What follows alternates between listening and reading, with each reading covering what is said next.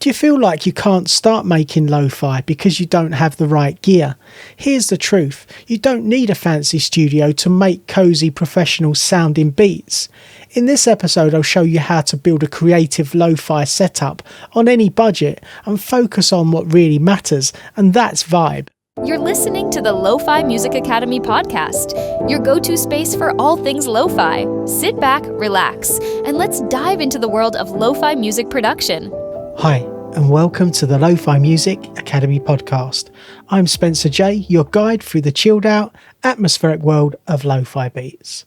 Today we're going to talk about something that holds a lot of people back when they're starting out, and that's building your first home studio, especially without breaking the bank when you haven't a lot of money to play with.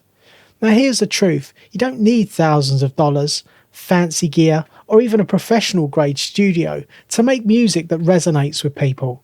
Some of the best lo-fi tracks out there you hear on Spotify or YouTube were made with really small setups. In this episode I'll guide you through the essentials that you actually need, some affordable gear and software options you can use, and some creative hacks to get you producing today, even if your budget is really tight. So let's get into it. Let's start with the absolute essentials. If you're building a budget home studio, there are really only a few things that you need to get yourself going. First up is your computer or a laptop. Most modern laptops can handle a DAW as long as you've got about 8 gig of RAM and a decent processor. But don't stress if it's not top of the line. Optimise it for music, close any background apps that are running, and you'll be fine. I use a pretty basic HP desktop computer with an older i7 processor and 32 gig of RAM, and it served me for years. Next is your DAW or your digital audio workstation. This is your creative playground. Now a lot of producers think they need Ableton Suite or FL Studio Producer Edition right away, but there's some amazing budget friendly or even free options out there. Cakewalk Sonar is completely free. GarageBand comes with Max, or Reaper has a generous trial and a cheap license. I've been using Cakewalk Sonar for years now, even before it became BandLab, and now it's back to Sonar again. For me, Sonar fits my workflow and feels more like working in an old analog studio environment. Over the years I've tried all the various DAWs from Pro Tools to Cubase, Ableton Live, but always come back to the simple but powerful workflow of Cakewalk Sonar. Definitely download yourself a copy and give it a try. Next you've got headphones or monitors. On a budget, start with closed back headphones. They give you a focused sound and block out any background noise. And they're much cheaper than buying studio monitors plus all the acoustic treatment. Audio-Technica HTM40s or Sony MDR7506, they're all classics that won't break the bank.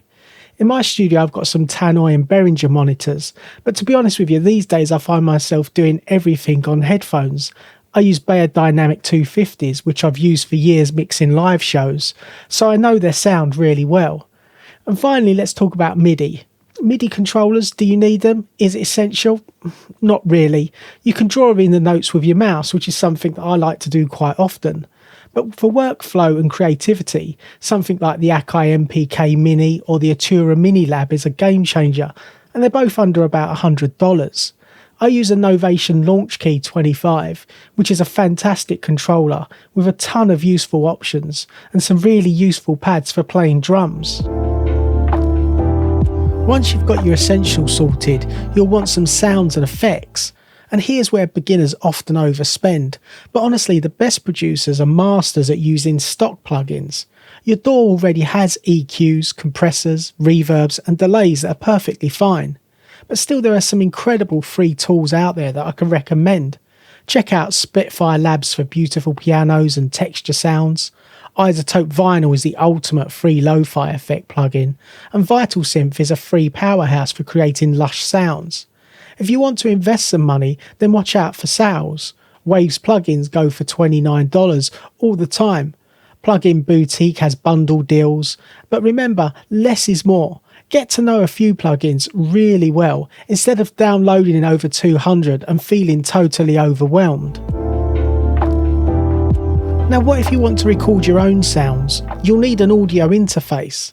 The Focusrite Scarlett Solo is a great budget option, and the Behringer UMC22 is even cheaper.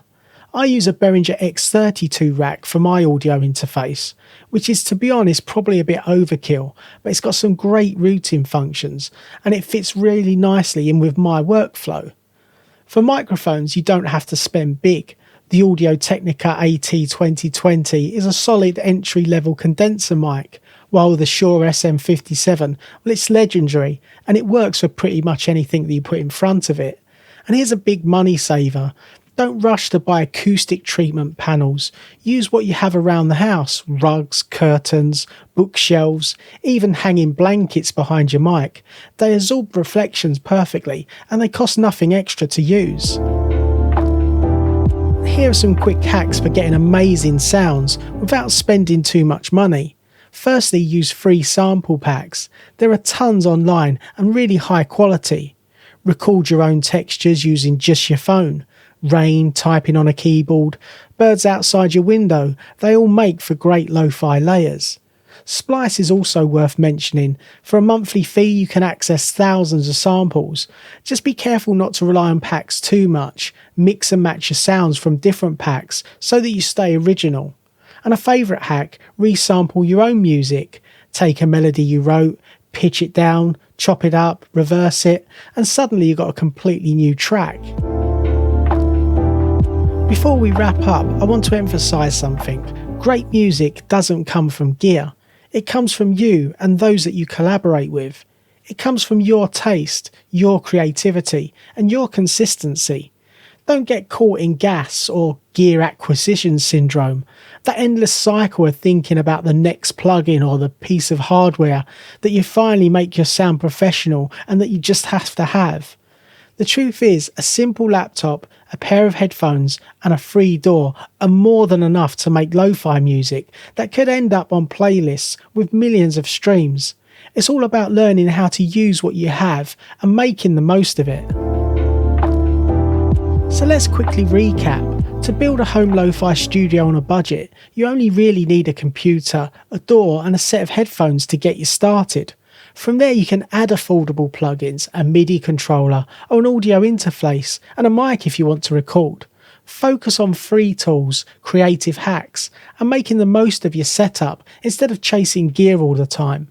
If you take one thing away from today, let it be this. Start with what you have and focus on making music every day. Your studio will grow naturally, as will your skills. Thanks so much for joining me on today's episode of the Lo-Fi Music Academy podcast.